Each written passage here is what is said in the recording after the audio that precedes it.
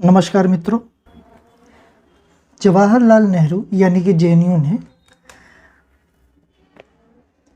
PhD programme जो है यानी जो पीएचडी करवाती है जवाहरलाल नेहरू, इसके ऑनलाइन फॉर्म निकाल दिए हैं एनटीए के माध्यम से। तो इस वीडियो के अंदर ऑनलाइन जो एग्ज़ाम है उससे रिलेटेड तथा एडमिशन से संबंधित जो ज़रूरी बातें हैं वो हम यहाँ पर देखेंगे। जैसे फॉर्म कब से कब तक भरे जाएंगे, फ़ीस क्या होगी, सीट्स किस विषय में कितनी सीट्स निकली हुई हैं, उसके अलावा एग्ज़ाम कितनी तारीख को होगा, कितने बजे होगा, साथ में क्या सलेबस है, क्या एलिजिबिलिटी है, वो सारी चीज़ें जो ज़रूरी बातें हैं एग्ज़ाम से संबंधित, एडमिशन से रिलेटेड, वो सभी हम यहाँ पर देखेंगे। तो चलिए शुरू करते हैं। तो ये देखिए, जो फॉर्म है वो आपका 31 अक्टूबर से फॉर्म भरने स्टार्ट हो चुके थे और लास्ट डेट जो है वो है 20 नवंबर। तो 20 नवंबर तक आप ये फॉर्म भर सकते हैं। रात के 11:50 बजे तक का टाइम दिया हुआ है। और इसमें जो फ़ीस है वो कितनी लगेगी, तो अगर आप जनरल हैं या फिर EWS हैं तो आपकी जो फ़ीस लगेगी वो लगेगी 600 रुपये। यदि आप SC ST PWD या OBC से हैं तो आपके लगेंगे 350 रुपये।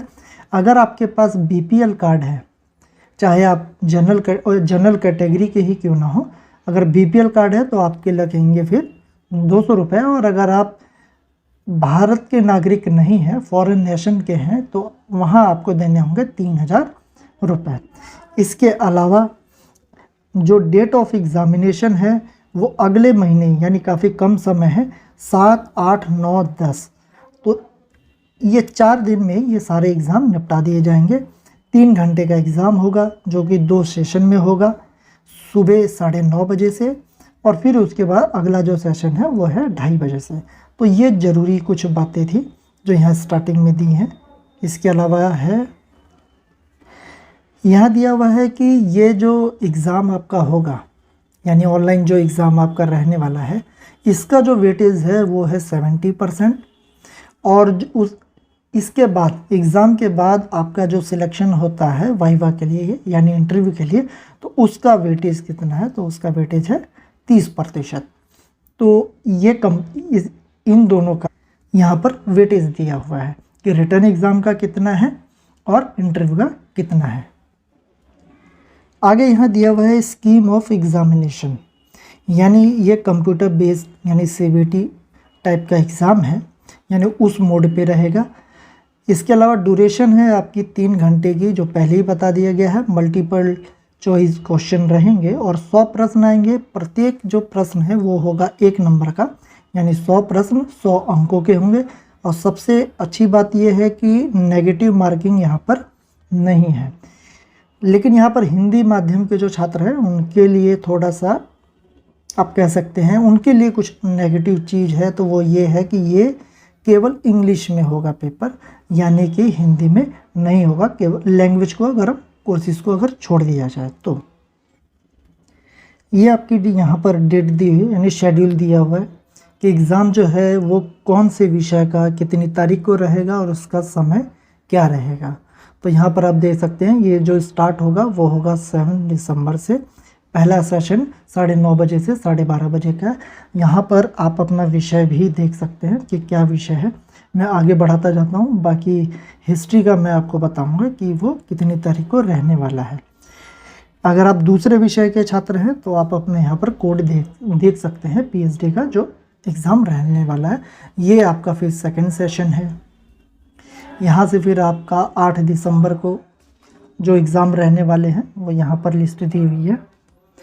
इसके आगे देखते हैं 8 दिसंबर को जो चौथा सेशन है यानी वो 2:30 बजे वाला वो है। फिर आपका यहाँ पर आ जाता है 9 दिसंबर को, जिसकी मैं बात कर रहा था। 9 दिसंबर को आपका जो इतिहास का जो है यानी कि तीनों ही, ये आपका मॉडर्न हिस्ट्री, मेडिवल हिस्ट्री और एंशिएंट हिस्ट्री, इन तीनों के ही पेपर अगर आप किसी भी कोर्स में एडमिशन लेना चाहते हैं हिस्ट्री के अंदर, यानी मॉडर्न हिस्ट्री में, मेडिवल हिस्ट्री में, एंशिएंट हिस्ट्री में, इनके पेपर सेम होते हैं, यानी एक ही पेपर होता है।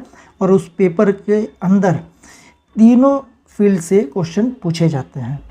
तो ये आपका जो पेपर रहेगा वो रहेगा 9 दिसंबर को 2022 और मॉर्निंग वाला जो सेशन है यानी 9:30 से 12:30, तो ये रहने वाला है। बाकी भी मैं दिखा देता हूँ।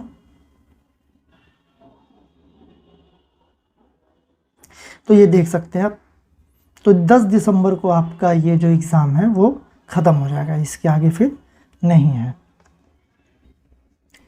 यहाँ दिया हुआ है सिलेक्शन प्रोसीजर फॉर एडमिशन। तो इसमें आप देख सकते हैं कि अगर आप जनरल या फिर EWS कैटेगरी से हैं तो आपको कम से कम भी जो रिटन एग्ज़ाम होने वाला है उसमें 50% नंबर लाने ही होंगे क्वालिफाई करने के लिए, मिनिमम इतने। लेकिन अगर आप किसी रिज़र्व कैटेगरी से हैं, SC ST OBC से, तो या PWD कैटेगरी से, तो वहाँ पर आपको 5% की छूट दी गई है, यानी 45% मार्क्स लाने होंगे। ये होने के बाद फिर आपको आपका जो इंटरव्यू रहेगा उसके लिए अगर जनरल कैटेगरी की एक सीट पे कम से कम 5 विद्यार्थियों को बुलाया जाएगा। उसके अलावा अगर आप SC ST OBC EWS category से हैं तो एक सीट के ऊपर कम से कम 8 अभ्यर्थियों को बुलाया जाएगा, और अगर PW कैटेगरी है तो वहाँ भी 8 अभ्यर्थियों को बुलाया जाएगा, या फिर जितने भी अवेलेबल हैं उनको बुलाया जाएगा।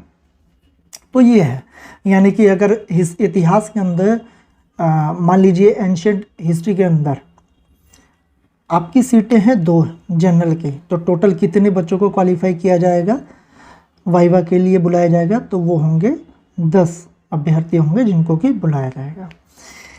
इसके अलावा सामान्य तौर पे इस एग्ज़ाम के अंदर जो 100 प्रश्न रहने वाले हैं उसमें से 50 प्रश्न जो होंगे वो होंगे आप रिसर्च मेथडोलॉजी से होंगे, और 50 प्रश्न आपके अपने सब विषय से होंगे। हाँ, यहाँ पर जो JRF क्वालिफाई कैंडिडेट हैं जिनका नेट निकला है उनकी बात नहीं हो रही, जिनका JRF भी है वो ही उनको इस एग्ज़ाम से छूट है। अगर वो चाहें तो अलग एक फॉर्म होगा, यानी कि यही देखिए आप सेपरेट अप्लाई कर सकते हैं, तो वहाँ से आपको इस एग्ज़ाम से छूट मिलेगी और आप डायरेक्ट इंटरव्यू के लिए आपका सिलेक्शन होगा, और उनका फाइनल सिलेक्शन का क्राइटेरिया भी अलग ही रहेगा जो JRF है। यहाँ आगे कुछ इम्पोर्टेंट बातें हैं PhD प्रोग्राम से। एंशिएंट हिस्ट्री के लिए मेडिवल, मॉडर्न और कंटेम्प्रेरी हिस्ट्री, तो वहाँ पर विशेष रूप से किन बातों पे PhD के दौरान किन बातों का ध्यान रखना है, किन पे ज़्यादा जोर रहेगा या कौन सी फील्ड है, उसके बारे में बताया गया है। मैं आगे आपको बता देता हूँ। जो ज़रूरी चीज़ है वो है कि जो आपका वाइवा होगा, यानी कि एंट्रेंस के बाद जो इंटरव्यू होगा, उसके लिए जो आपको सिनॉप्सिस बनाने होंगे वो लगभग 1000 शब्द के होने चाहिए, यानी आपका जो रिसर्च प्रपोजल है, और उसकी 6 कॉपीज़ आपको करा के रखनी है। इंटरव्यू के दौरान वो आपको सबमिट करनी होगी। अच्छा, यहाँ पर साथ में इन्होंने ये भी बताया कि जो प्रश्न पूछे जाएंगे वो किससे संबंधित होंगे, तो वो आपके प्रपोजल जो आपने तैयार किया है उससे रिलेटेड होगा।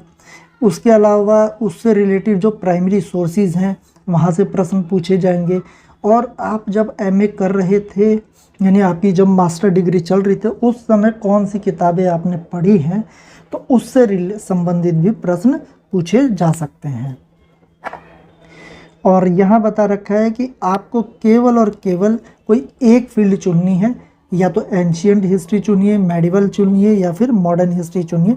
हालांकि एंट्रेंस में प्रश्न जो पूछे जाएंगे वो इन तीनों फील्ड से पूछे जाएंगे।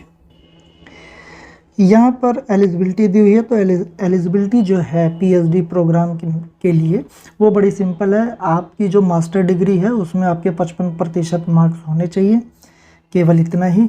और या फिर आपने 2 साल का MPhil डिग्री की है, उसमें 55% मार्क्स होने चाहिए। अगर ये है तो आप एलिजिबल हैं, चाहे आपका नेट क्लियर है या नहीं है। अच्छा, कई बार अभ्यर्थियों के दिमाग में एक बात रहती है कि PhD प्रोग्राम में अगर हम एडमिशन लेते हो तो फ़ीस कितनी होगी, तो ये डिटेलिंग दी हुई है। PhD प्रोग्राम में अगर आप एडमिशन लेते हैं तो ट्यूशन फ़ीस कितनी रहने वाली है साल भर की, तो वो है आपकी 240 रुपये। उसके अलावा स्पोर्ट्स फीस और ये सारी लाइब्रेरी फीस ये सारी देख सकते हैं एनुअली 6 रुपये है, मेडिकल फ़ीस 9 रुपये है। तो इस तरीके से टोटल मिला करके ये 400 रुपये मैक्सिमम आपकी फ़ीस बैठती है, जो कि आपको पे करनी होगी पीएचडी प्रोग्राम के, यानी 1 साल की। एक बार हम ये देख लेते हैं कि सीट कितनी रहने वाली हैं। यहाँ पर देखिए आपका सीट मैट्रिक्स दिया हुआ है। तो ये आपका सबसे पहला है एंशिएंट हिस्ट्री। अगर आप एंशिएंट हिस्ट्री को चूज़ करते हैं पीएचडी प्रोग्राम के लिए तो वहाँ पर जनरल के लिए हैं 2 सीटें, एससी के लिए है 1, उसके अलावा ओबीसी के लिए भी 2 सीटें हैं और ईडब्ल्यूएस के लिए 1 सीट है, यानी टोटल हो जाती है आपकी 6 सीटें। मेडिवल हिस्ट्री के लिए तो मेडिवल हिस्ट्री में जनरल के लिए 2 हैं, एससी के लिए 1 है, उसके अलावा ओबीसी के लिए 1 सीट है और टोटल मिलाकर के हो जाती है आपकी 4 सीटें। मॉडर्न हिस्ट्री में तो मॉडर्न हिस्ट्री में 2 सीटें हैं अनरिजर्व कैटेगरी के लिए, उसके अलावा ओबीसी के लिए है आपकी 1 सीट और टोटल मिलाकर के हो जाती है 3 सीट। तो ये आपकी सीट्स जो है यहाँ पर दी हुई हैं। और यहाँ अंत में, वीडियो के अंत में हम देख लेते हैं कि स्ट्रक्चर ऑफ टेस्ट क्या रहेगा, या आप कह सकते हैं कि सिलेबस क्या रहेगा। डिटेल सिलेबस तो नहीं दिया है यहाँ पर हिस्ट्री में, हालांकि बाकी जो विषय हैं उनमें उन्होंने ठीक ठाक सिलेबस दिया। यहाँ पर इसको सिलेबस को 3 पार्ट में डिवाइड किया है इन्होंने। सबसे पहला है हिस्टोरिकल मेथड्स, फिर दूसरा है हिस्टोरियोग्राफिकल डिबेट्स एंड डिस्कशन है आपका बी ऑप्शन, और फिर तीसरा पार्ट है इसका themes related to political, economics and social history and on aspects of religion and culture pertaining to Indian history for the ancient, medieval and modern and contemporary period including world history। तो ये मोटा मोटा इन्होंने एक structure दे दिया कि कहाँ से ये प्रश्न पूछने वाले हैं, तो इस हिसाब से आप अपनी तैयारी कर सकते हैं। तो ये मेरी तरफ से जो टोटल जानकारी थी। इस बार जो पीएचडी के फॉर्म हालांकि काफ़ी लेट निकाले गए हैं, लेकिन जो निकाले गए हैं तो आशा है आप इसे भरेंगे और इसकी तैयारी करेंगे। हालांकि सीट भी थोड़ी कम है इस बार, बाकी आप तैयारी कीजिए और मेरी शुभकामनाएं हैं कि आपका एडमिशन हो यहाँ पर। धन्यवाद।